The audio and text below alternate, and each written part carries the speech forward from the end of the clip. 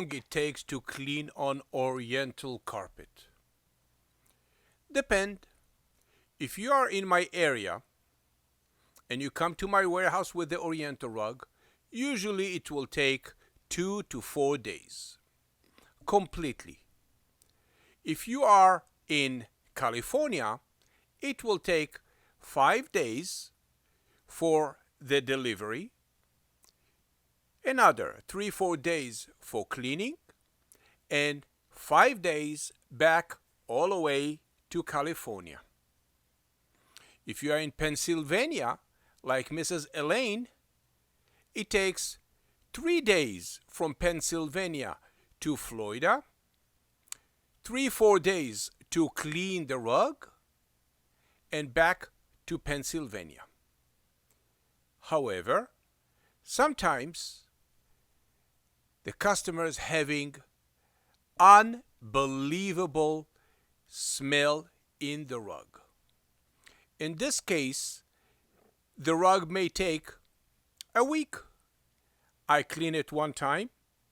I let it dry in a special environment.